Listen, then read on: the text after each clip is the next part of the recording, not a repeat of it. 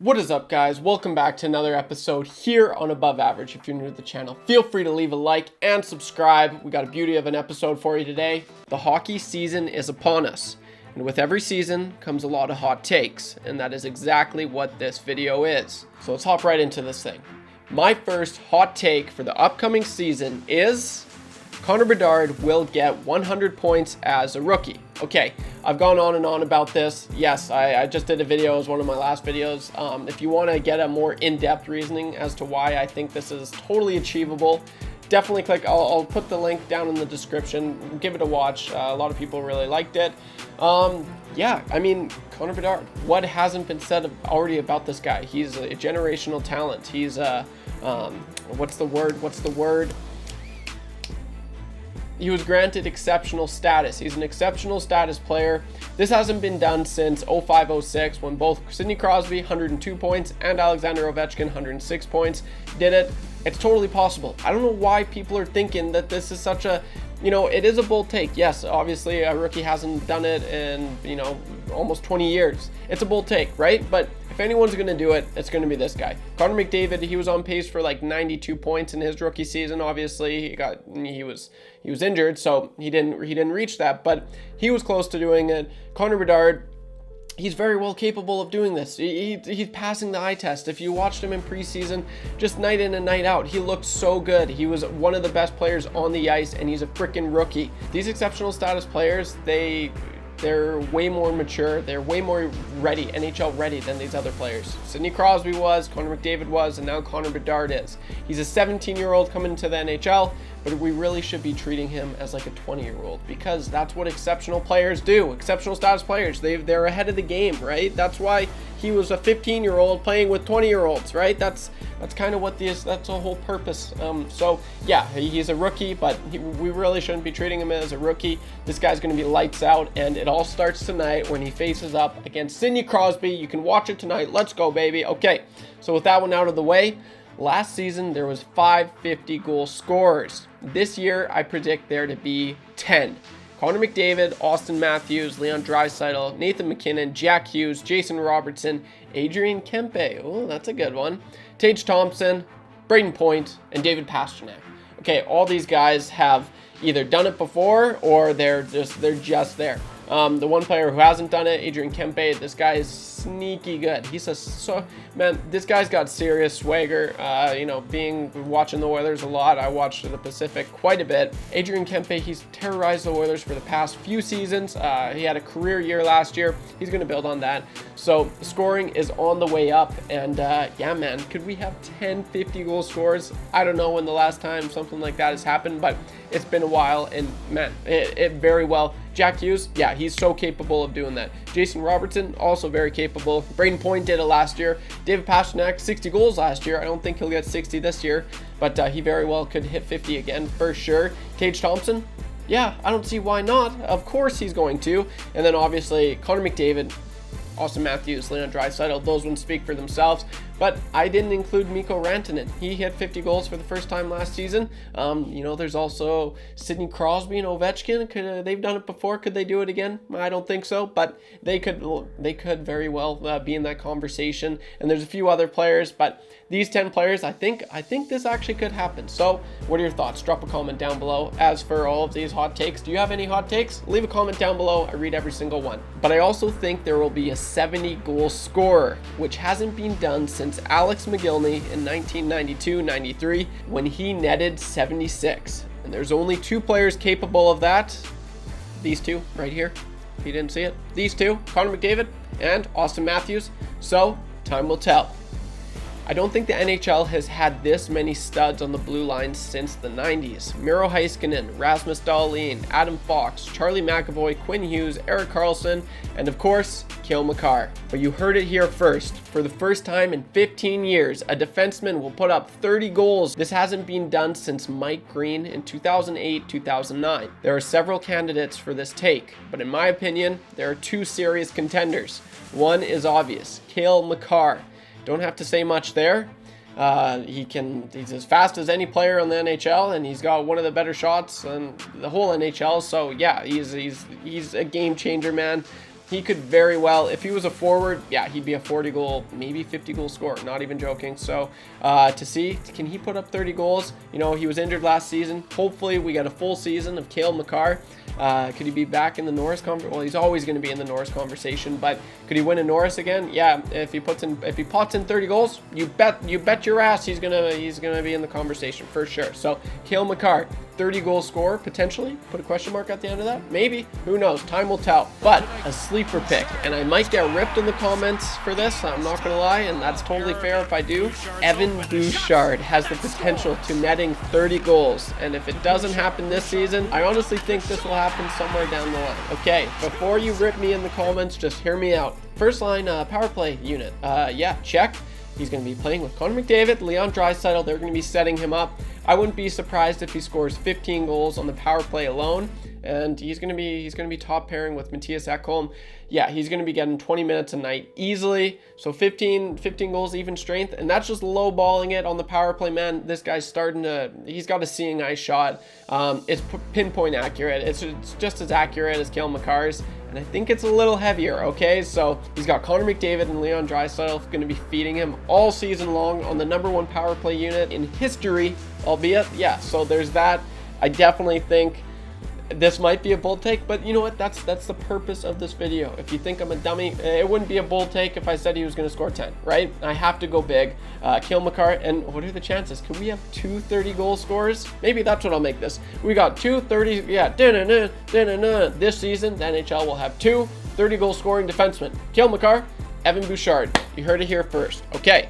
Also, for the Norris, not really a hot take, but Rasmus Dahlin will be winning this one. I'm almost certain of it. He took a huge step last season, and I think he's going to take another step. I'm thinking he's going to be a 90-point defenseman, and your boy snagged him up on his fantasy this year. So let's go Buffalo. I know I got some Sabres fans watching this channel and that are subs, so let's go Rasmus Dahlin. He's also just cashed in. Let's get that going. So good for Rasmus Dahlin. Good for the Buffalo Sabres, and Norris Trophy winner? I think so. You heard it here first. Also, I think for the first time in his career, excluding the shortened season 2 years ago, Alexander Ovechkin will not reach 30 goals. As we all know, Father Time is undefeated. Each season, he's getting lazier and lazier. I hope I'm wrong, but I think we could see him get 27, 28 goals. That's still pretty respectable. Honestly, don't rip me in the comments again. I'm wanting Ovi to get this record more than anyone. 894. That's where we're going. 894 goals. That's the great one, they call him, Wayne Gretzky. But I think Alexander the Great is going to pass him.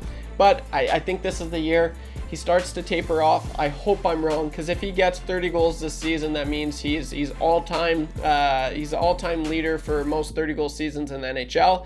And as well, if he gets 50 goals, he's tied right now with is it Bossy? I think it's Bossy. I think it's Bossy and Gretzky he's tied with, or maybe it's Hall and Gretzky. It's one of those two for tied for 50-goal seasons. And if he gets another one this year, he is now the sole leader in 50-goal. I think it's 13. He's tied with 12 right now. So pretty impressive, pretty elite company. If he could get 50, oh man, that would be amazing. I just don't think he's got it in him. But with that being said, Backstrom's back this year. You got TJ Oshie back, Tom Wilson. You know, these guys, the Capitals were really injured last year, so it kind of sucked. But you also get John Carlson, full season of him. He's going to be feeding Ovi for that, you know, that elusive frickin' 1T on the power play. So here's hoping. I hope I'm wrong. This is the one I hope I'm wrong the most on, because I would certainly love to see him get 30, 40, 50 goals. Yes, I love Ovi, one of my favorite players growing up. I like him more than Crosby. I think he's a better player. That's a bold take too, right there. As for 100-point scorers, I think this season we will see 17. Last year, there was 11. Just with the way scoring is going, I can totally see this happening. There were so many players that were just so close last season. The Marners, the Thompsons, the Kaprizovs of the world. They're going to take that next step, and it's going to happen this season. Didn't even mention Jack Hughes, you know. Braden Point's obviously going to be in that conversation. Just so many young up-and-coming players. Who knows? And I think Connor Bedard's going to be in that conversation as well. So I think that there's going to be more 100-point scores this season than, like, I don't know when the last time there was 1,700 point scores. So that's my bold take. I think it is a bold take. Now, as for the first coach I could see getting fired, part of me wants this to happen. I'm not going to lie. I just don't think this guy really knows how to rally the troops. Maybe he did once upon a time, but his best days are way behind him, and that would be Rick Bowness. Yeah, I don't think the Rick Bowness train or whatever is going to last that long. It was his first season last year with the Winnipeg Jets, and as we all know, it didn't really end that well. Blake Wheeler, who was obviously the captain for the Winnipeg Jets for, maybe a decade, he wasn't last season, and when he left, I think he knew it was his last season in Winnipeg. He said some things that, weren't very highly, a captain. And he was, maybe he wasn't the captain, but he was still kind of a captain presence in the locker room. And what he had to say was, I really didn't agree with, what our coach had to say. I think he could have picked, way better words to, for how we played and all that. He could have chosen way better words. And it was kind of just this whole debacle, I don't know, is that a word? And it didn't go good. And next thing you know, he's gone. So I don't know if things go south in Winnipeg, which really they could. Who's to say they're going to be a great team? I don't think they're going to be a great team. And if they're not, I think he's the first one to go. Here's hoping they get someone young. I think someone who could really rally the troops. If I'm a Jet and Rick Bowness comes in the room and he's like, "Hey guys, we got serious. This is very serious." I'm not going to take him serious. So I think they need that's why I really like Paul Maurice, man. I think they went way off of what they should have. Paul Maurice was kind of the right guy for the job. It didn't pan well, obviously, but it did at certain points, and you look what he did in Florida. I don't think Rick Bowness has that kind of that oomph that you need as a coach. So Rick Bowness, thanks for coming out. How the heck you doing? Goodbye. And for my last bold take, I'm thinking one player who could bring it back a few years. Last year it was Jamie Benn.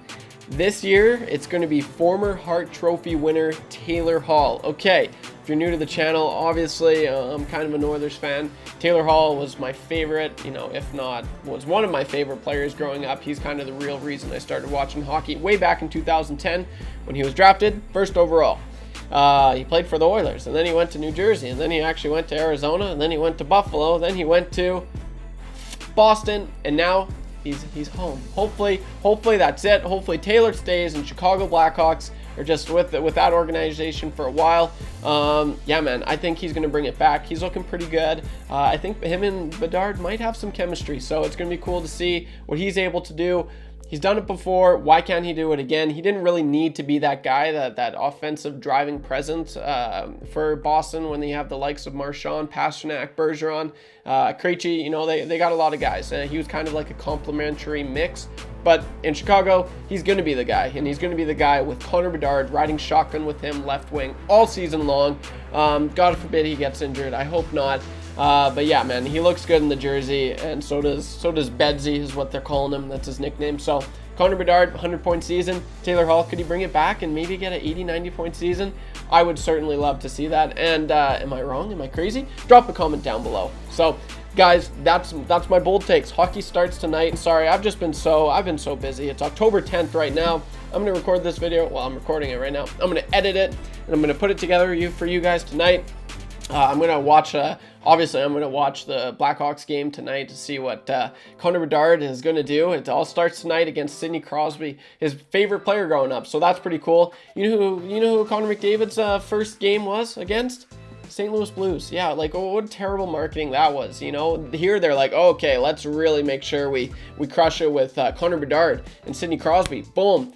And then you got Connor McDavid comes in the league. You got Connor McDavid and David Backes lining up. That's so stupid. So anyway, but that's all I got for this video, guys. I'm going to record tonight after the Chicago Blackhawks game, give you my thoughts on that. And then Oil Country, hockey fans, just hockey fans in general, let's go, baby. Hockey is back. It's the favorite time of the year.